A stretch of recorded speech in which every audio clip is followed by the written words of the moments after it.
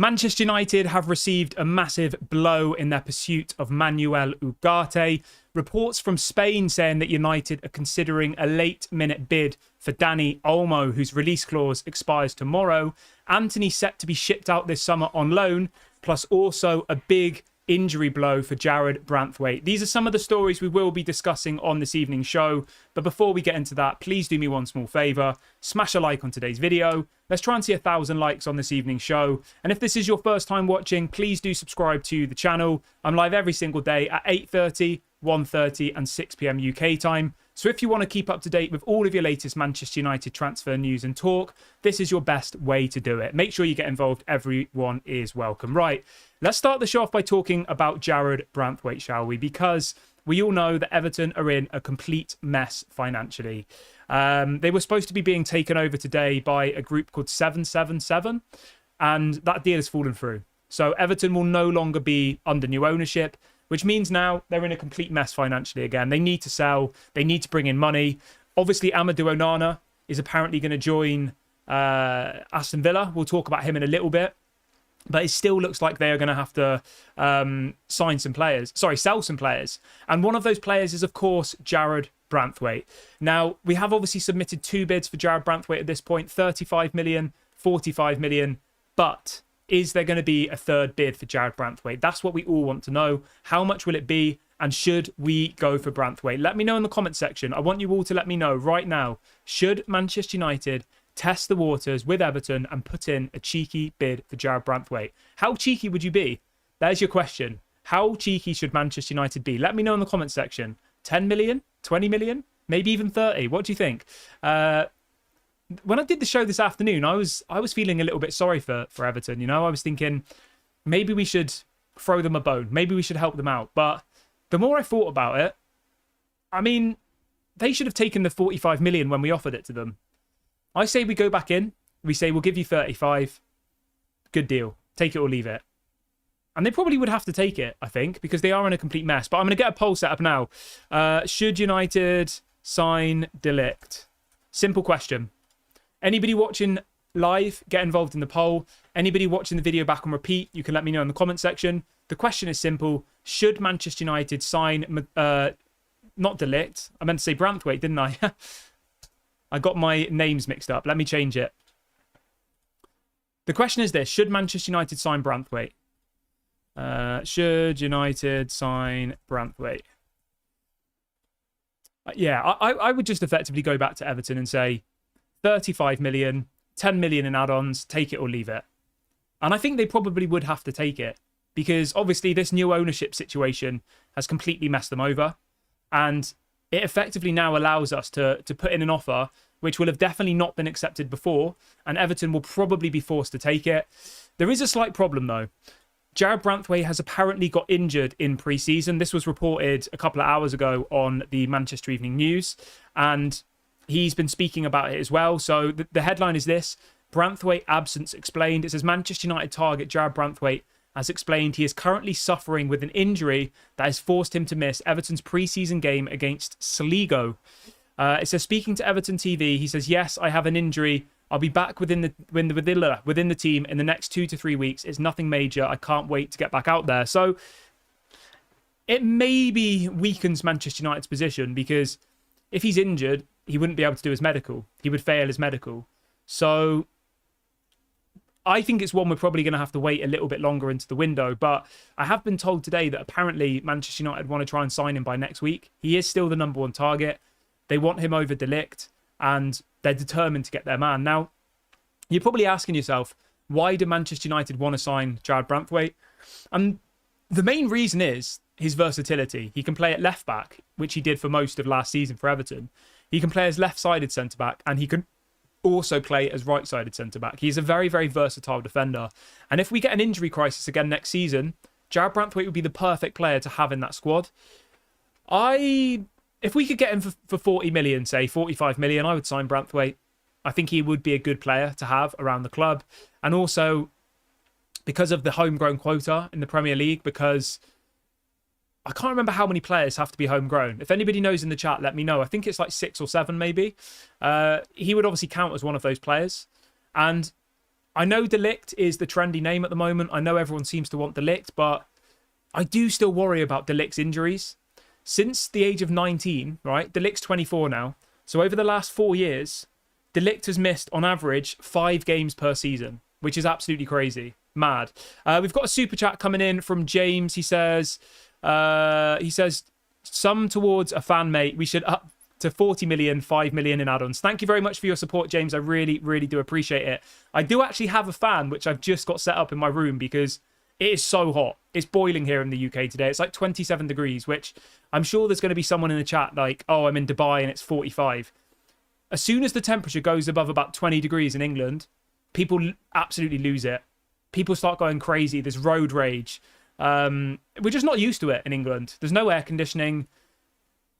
Yeah, it's mad. But thank you for your super chat, mate. I really, really appreciate it. And I will put it towards another fan to help cool me down.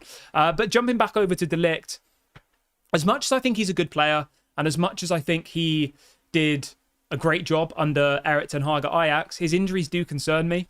Like, let's have a little look together at his injury record over the last kind of 2 or 3 years. Because, as I said, if you look at his record since the age of 19, right? We go back to 2019.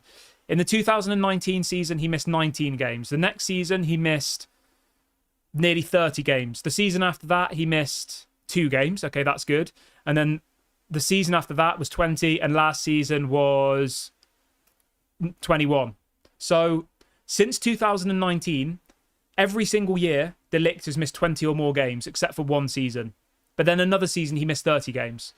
It does concern me, and I think there's a reason why Bayern Munich are looking to sell him. Is they're probably sat there saying, De Ligt is a very, very good centre-back. This is the Bayern Munich board. They're probably all sat around, but they're saying, we can't rely on him. He's injury-prone.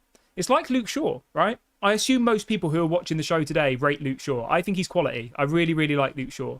But since Luke Shaw signed for Manchester United, he's missed 50% of the games. Like, it's crazy. So for that reason, I think that's why Manchester United are maybe a little bit hesitant about De Ligt. We've already got injury-prone players. We've already got people like Luke Shaw, Malacia. Like, we have injury-prone players already. Yeah, I think it's a little bit of a concern. But it'd be interesting to see what you all think. Should Manchester United go back in for Jarrad Branthwaite? How much do you think we should pay for him? And yeah, let me know what you think in the comment section. We're going to talk about Dani Olmo in a minute. I can see lots of people in the comment section spamming the word Dani Olmo. I will talk about him in a minute. We've got over 1,000 people watching the show live now. If everyone could do me a small favour and smash a like, that'd be really, really appreciated. I've set a likes target of 1,000 for today's show. So if everyone who's liking now, if everyone who's watching now likes the video, we will hit that target. And we are now only 5 subscribers away from 31,200. So if this is your first time watching, please do subscribe. It's completely free content. Make sure you get involved. James says 5 games a season, isn't that 3 weeks? I'm not sure what you mean there, James. Rephrase it and I'll read it out.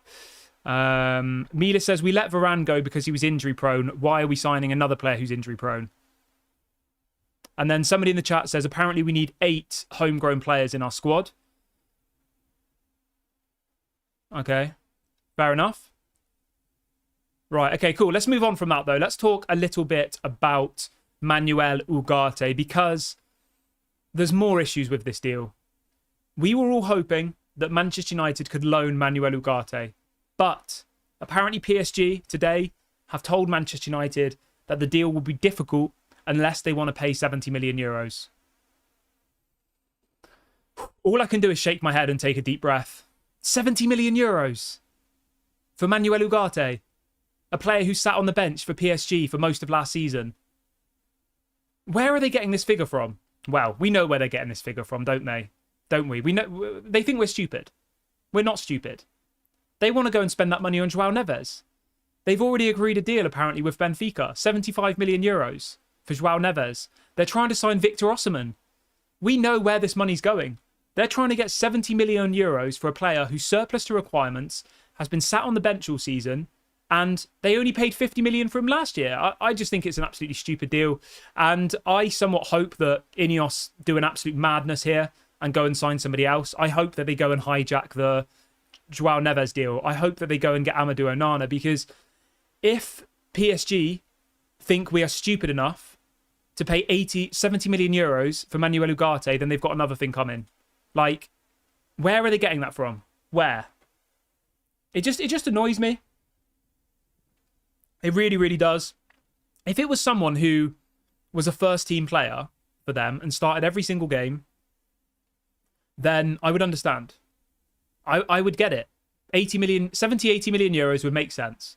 Frenkie de Jong last summer or the summer before, the price tag made sense because he was a first-team player. But they're trying to get astronomical amounts of money for somebody they want to sell. All of the big journalists are reporting that they want to sell Manuel Ugarte. They want him gone. So in what world do they think that we would give them 70 million euros? Like, it doesn't make any sense. It completely baffles me. Favor in the chat says, why don't we go for Edison from Atalanta? That's a really, really good option. I would love to see him. He looks quality. 25 years of age, Brazilian international. Obviously, we've got a good relationship with Atalanta already from when we bought Rasmus Højlund last summer. I think he'd be a quality signing. I really, really do. He's available for about 30, 40 million euros, apparently. Should we do a poll and see what everybody thinks who's watching? Let's do that right now. In relation to the first poll, 48% of people who watch today's video want Jarrad Branthwaite and 52% of people don't. So it's very, very even. And let's do a poll on this. The question's going to be, who would you rather? You have two options. You have Manuel Ugarte for 70 million, or you have Edison from Atalanta for 40 million. Those are the two options you've got. Get involved in the poll right now. If you're watching the video back on repeat, you can let me know in the comment section. Two options. What would you rather? Manuel Ugarte, 70 million, or Edison from Atalanta for 40 million? I'm going with Edison. I think he's quality. He's just won the Europa League, was it? Or was it the Conference League? He's won one of the top European... It was the Europa League, wasn't it?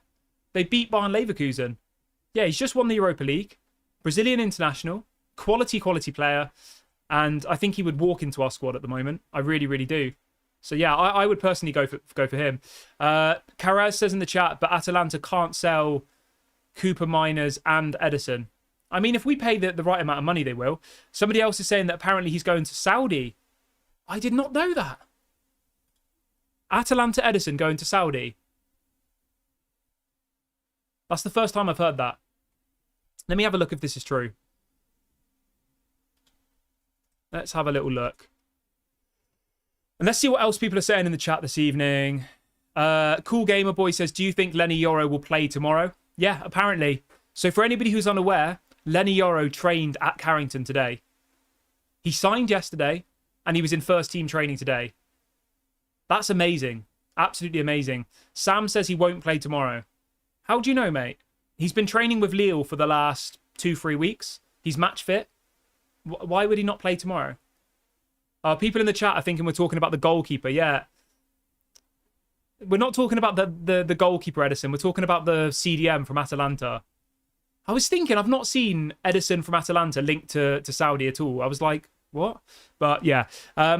We will do a watch-along, by the way, tomorrow for the game against Rangers. 4 o'clock kickoff. I will be doing a watch-along for that. So make sure you get involved here on Daily Red Devil. Let's see what else people are saying in the chat. Somebody says, what's going on with Sofyan Amrabat? In relation to Sofyan Amrabat, the situation remains the same, right? He wants to join Manchester United. He's apparently not training with Fiorentina at the moment. He's refusing to train. He's available for 12 million. But Manchester United is still deciding whether they want to sign him. I personally think that Amrabat is the backup option. We are going to try and sign Manuel Ugarte. If that doesn't work, I think we'll probably try and sign Sofyan Amrabat. He wants Manchester United. There isn't really that much interest in him. He's got 1 year left of his contract. He's handed in a transfer request. It's an easy deal for Manchester United to do if we want to do it, Sofyan Amrabat. It's just whether they actually want to do it. And I keep telling myself, right, if Manchester United really, really wanted Sofyan Amrabat, they would have signed him by now. He's clearly a backup. He's clearly a plan B. Do you not think? We would have paid the 12 million Fiorentina are asking for. If he was a priority, we would have signed him the day his loan expired. He's been gone for about 2-3 weeks now. And there's been no serious links to us with Sofyan Amrabat. The only links that have come out have been ones that have been briefed by Sofyan Amrabat, by the looks of it, by his agent. saying that he's waiting for Man United. He dreams of coming back to Manchester United. He's not training with Fiorentina because he wants Manchester United so badly. Like, that's all we've seen so far. Yeah, we'll wait and see what happens, but I would be surprised if Amrabat comes at this stage. And I think if Amrabat does come, it will be because we haven't got the players that we want, and he's a backup option, realistically. Let's see what else people are saying in the chat this evening, shall we? Nicholas says, what about N'Golo Kante? N'Golo Kante to Manchester United. I mean, he did do well at the Euros, but yeah, I don't think so. Apparently West Ham are trying to sign N'Golo Kante. That's crazy, isn't it? That probably means they don't go for Scott McTominay, by the way. If they sign Kante, why would they sign McTominay as well? I do like Kante. I think he's a quality player, but he doesn't fit within Ineos's model. Ineos are looking for players under the age of 25. They're looking for the next best talents. Players who can grow and improve under Eric Ten Hag. Kante isn't that player. He's on a slow decline, isn't he, realistically? And swapping Casemiro, who's 22, for a 33-year-old Kante, that doesn't really make much sense to me. And I don't think it's something that Manchester United will do. So it looks like he's going to join West Ham, £20 million, apparently. Fair play to him. Like, he's had an amazing career. We've got a super chat coming in from Melcher, who says, what about Angelo Stiller? I'm going to be honest, mate. I've never heard that name before. Let me have a little look for you. Angelo Stiller. 23 years of age. Defensive midfielder and plays for Stuttgart. I'm going to have to go and check him out because I honestly, I've never seen this guy play football before. 20 million euros, apparently. 23 years of age. Yeah, I mean, it's very difficult for me to comment on, but thank you for your super chat. I really, really appreciate it. And I will, after this video, go and check him out and we can talk about him on another show for sure. What else have we got here? Addy says we should hijack the Joao Neves deal. Mate, I would absolutely love it if we hijacked the Joao Neves deal. I really, really would. I would honestly, if that happened, I would be speechless. I'd be so happy. I would love to see Joao Neves at Manchester United. And I asked this question on the show this morning. Like, I would personally rather us sign Joao Neves and Amrabat than sign Manuel Ugarte. Because PSG are just asking for stupid money. I'm sorry, 70 million euros is a joke. Joao Neves for 70 million euros, I think is a fair price. He's 19 years of age. He is a generational talent. And within the next 2 or 3 years, he will probably be one of the best players in the world. Whereas Manuel Ugarte's gone to PSG and has sat on the bench. Like, yeah. I would definitely go with Joao Neves if I had to pick. But it'd be interesting to see what other people think about that. Somebody says, what about Ruben Neves? I've not seen anything about Ruben Neves to Manchester United. That feels like a transfer we'd have done like maybe 2 or 3 years ago. Maup says, I really want Joao Neves, but it's not going to happen. Liam says, do you think Joao Neves and Mainu would work together? Yeah, of course it would, mate. Really, really well, I think. I think you'd struggle against a more attacking, pressing team with that midfield. But most of the teams in the Premier League, I genuinely think you could play with Joao Neves, Kobe Mainu, and Bruno as your midfield. I think that would work. Other people in the chat are saying, what's going on with Adrian Rabiot? Rabiot is looking for a new club. We are going to be linked to Rabiot throughout the whole of the transfer window. He is desperate for a new start. Apparently, Fabrizio's been saying that he wants to play in the Premier League. Manchester United have apparently put in an offer for him. Wages, anyway. He's a free agent. The problem with Rabiot is, one, his age. He turns 30 next year. So he doesn't fit within Ineos's model of signing players under the age of 25. 2, he wants 250 grand a week, which I think is ridiculous. And 3, apparently he wants a long contract. And there's another one. 4, he wants a massive signing on fee. And his mother, who's his agent, also wants a massive signing on fee. So when you combine all of those things together, what started as an amazing free agent signing turns into someone on stupid wages at the age of 30 on a big long contract, and you have to give him loads of money to sign. Like, it's not as appealing as Rabiot coming for free on cheap wages. Do you know what I mean? So yeah, for me personally, as much as I like Rabiot as a player, I just think the package involved with someone like Adrien Rabiot is going to be way too much for Manchester United. I do. But you never know. You never know in football, do you? Let's put it this way, right? Maybe Manchester United go for Joao Neves. Maybe they shock us all and go for him. And then they say, we need another midfielder. Let's get Rabiot for free. And maybe that's their middle ground. Maybe they let McTominay go and they bring in Rabiot as a free agent. Maybe they sell Eriksen and Casemiro and Rabiot comes in. Like, if that happens, fine. But as it stands at the point of recording this video, I just don't really see where Rabiot would fit in our team at the moment. Like, you've got Mainey, you've got Bruno, Mason Mount, you've got Eriksen, you've got Casemiro. Like, I don't even think Rabiot would start if we signed him now, to be honest. Our starting midfield, if everything stayed the same as it is now, on the first day of the season would be Casemiro, Mainoo and Bruno, right? So if you sign Rabiot, where's he going to play? I know you need squad depth, but you'd still have Mason Mount, Eriksen. You still have Scott McTominay at the moment. Like, we still have options in those positions, and we do still have young players coming through from the youth academy like Toby Collier. So, yeah, for me, at the moment in time, I don't think Rabiot should be a priority signing, but obviously we can wait and see what happens. Stefan says, what about Adam Wharton from Palace? Yeah, we were linked to Adam Wharton quite a lot last week. Apparently, Manchester United were considering selling Scott McTominay and then putting in a bid for Crystal Palace's Adam Wharton. I think Adam Wharton would be a great signing because he's exactly the profile of player that Manchester United are looking for. He's 20 years of age. He is someone who could go on to be one of the best midfielders in the Premier League, I reckon, in the next kind of 2 or 3 years. Emphasise the word could. He at the moment, he's potential, but he's a very, very good player. And I think us focusing on young, hungry players like Adam Wharton, like Lenny Yoro, like Joao Neves, that should be the model going forward. Like Joshua Zirkzee. Players around the age of 20, 21, 22, like that should be the priority. Because if you go and sign someone like Adrien Rabiot, who's won the World Cup, he's won pretty much everything there is to win in the game, he's just coming for a payday, realistically, isn't he? I think. And that's why I would probably steer clear of him, unless it's a last-minute signing and we desperately need another midfielder, then maybe you do that. But yeah, for me personally, I would swerve on Adrien Rabiot at this moment in time. But it'd be interesting to see what other people think.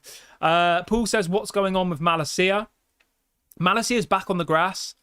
Apparently, he is not in first-team training yet, though. So we've got to be very careful with Malacia. He's been injured for a year. He hasn't played any first-team football for literally 1 whole calendar year. So we've got to be very, very careful in bringing him back. But I hope he's back in time for the first game of the season because we need to have options in that left-back position. I still personally would sign a new left-back. I think we need one. I think we need Ferdi Kadioglu. Somebody who's versatile. Somebody who can play on the left and the left-back position, the right-back position, and as a CDM.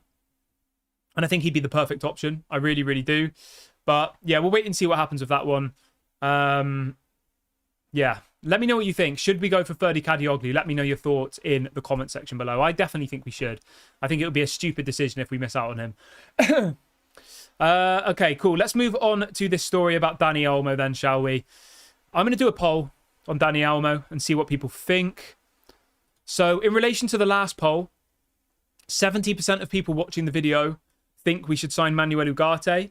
Sorry, I got that wrong. 30% of people think we should sign Manuel Ugarte. And 70% of people think we should sign Ederson from Atalanta. Fair enough. The people have spoken. I would probably agree with that as well. I think Ederson from Atalanta for 40 million euros is a much better deal than Manuel Ugarte for 70. Let's do this then. Should United sign Dani Olmo for £50 million? Just to be clear, right? Dani Olmo has a release clause, so we can literally sign him for £50 million. We don't have to negotiate with Leipzig at all. We can literally give him the money and the deal will be done. The reason that this story has emerged today is because Dani Olmo's release clause expires tomorrow. So until tomorrow, any club in Europe can get Dani Olmo for 50 million. After tomorrow, they have to negotiate with Red Bull Leipzig. That's why this story's come along. It's being reported by multiple Spanish outlets today. It's being reported by Manchester Evening News that apparently Man United are considering putting in a last-minute bid for Dani Olmo. Now, my take on this is it's just an attempt from the Spanish media to try and speed up Barcelona, I think. I don't really see any other reason for it. I just don't see where Dani Olmo would fit in our team. Unless Bruno Fernandes is going to be sold, like, Dani Olmo isn't needed. You have Mason Mount, who we spent 60 million on last summer, waiting for game time. You've got Christian Eriksen, who is a central attacking midfielder, waiting for game time. You've got people like Hannibal. You've got McTominay. You've got even Kobe Mainoo could probably play as a number 10. You've got all of these options you can play in Bruno Fernandes' position. Why would we go and spend £50 million on Dani Olmo? Like, it doesn't make any sense to me. And we've got to be very, very careful in the transfer window because Manchester United are notorious for being linked to every single club in world football. Like, that's just a fact. It always happens.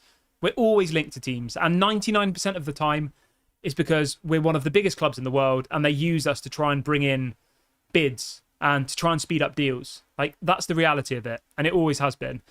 Jay says, is Dani Olmo a defensive midfielder? No, mate, he's an attacking midfielder. Very, very attacking. So, yeah, Dani Olmo definitely is not a defensive midfielder.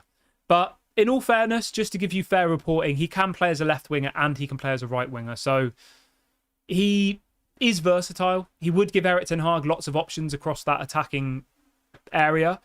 But I still think for £50 million, I think it's an unnecessary deal. And he's more of a player I could see going to a Barcelona or a Man City. Not to a Manchester United. But you never know in football. You never know.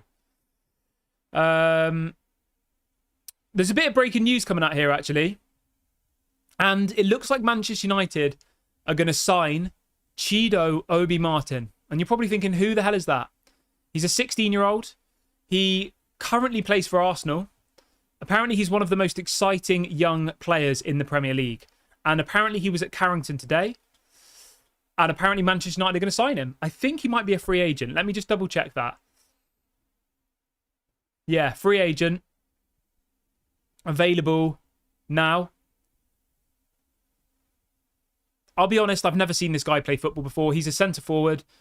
His goals and record are absolutely unbelievable. He's already in the Denmark under-21s team.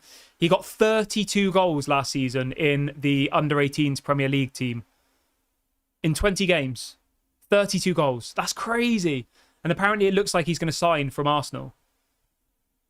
I've only ever seen like compilations of him on Twitter and he looks quality. Obviously, this is a young player for the future. It's not somebody who's going to be starting every single week. But yeah. Jarvis says, Kieran, do you find it problematic that Kadioglu is right-footed or do you see him as a like-for-like with Wan-Bissaka? I don't think it's problematic because he can play at left-back and right-back. I think the thing with Kadioglu is his versatility, and I think that's what's attracting Manchester United, is that he would give Erik ten Hag lots of options in that defensive area, because at the moment, Manchester United is suffering. Our left-back position is in a complete mess. A complete mess. And we desperately need to strengthen it. And I think by bringing in Ferdy Kadioglu, it would allow Erik ten Hag and Manchester United to move on Wan-Bissaka and know that they had cover. So I think that's why they're looking at him. Similar to Jarrad Branthwaite, he can play at left back, and I think that's why Manchester United is so obsessed with him. But yeah, it'll be interesting to see whether we do go for a right back or a left back. Apparently, the Aaron Wan-Bissaka deal to West Ham isn't as advanced as was once reported. That's what's being said this evening. There were some people saying that he was at West Ham yesterday to do his medical, and that's apparently fake. He's not. He was in training today. So yeah, we'll wait and see what happens with Wan-Bissaka. But as it stands at the moment, it looks like Wan-Bissaka will leave the club, but it just depends on where and how much money and all the rest of it. Let's Let's see what else people are saying. We've got over 1,000 people watching live now, which is amazing. If everyone who's just joined could do me a small favor and smash a like, that'd be really, really appreciated. Let's try and see 1,000 likes on today's show. And if this is your first time watching, please do subscribe to the channel as well. Fred says, where can the guys check who won the shirts? If you go on the community section of the YouTube channel, so if you click on Daily Red Devil, you have to be subscribed to see this. Click on there, click on community, and you will see a post that says 30k giveaway competition. If you go on there, look at the pinned comment in there, it will show you who's won. So it is there, you've just got to look for it. I have put it in the chat a couple of times. One of the people who's won's already emailed me and I'm already speaking to them. There's one other person who hasn't claimed the prize yet. I can read out their name now for those of you who are asking. Where is it? Okay. Actually, I wonder if I can share the... No, I can't. Actually, I might be able to share it. Let me check. Yeah, I can. Okay, so anybody asking about the competition? I can see quite a lot of people asking about the competition. I've just put a link in the chat. So for all of you who are like, who won the competition? Who won it? Did you actually give anyone a shirt? Blah, blah, blah. Click the link I just put in the chat and I've pinned at the top of the comment section the winner's name. So yeah, but don't be disheartened if you didn't win this time. We're going to do something absolutely crazy when we hit 50k. I haven't decided what it's going to be yet and I'm open to suggestions, but there will be some sort of way of giving back to this community because at the end of the day, without all of you who watch the show every single day, we wouldn't be on the amount of subscribers. We wouldn't have this amazing community. So I'm always about giving back. I'm always about, showing appreciation. So thank you very much to every single one of you. Okay, let's see what else people are saying in the comments this evening. Okay, this is a good question. RM says, would you replace Rashford? That's a horrible question. I personally wouldn't. I think Marcus Rashford this season, is going to be a redemption. I think he's going to get us 25, 30 goals. I genuinely think that. I have full faith in Marcus Rashford this season. I do. And I know some people are going to be like, oh, get him out of the club. He's toxic, all the rest of it.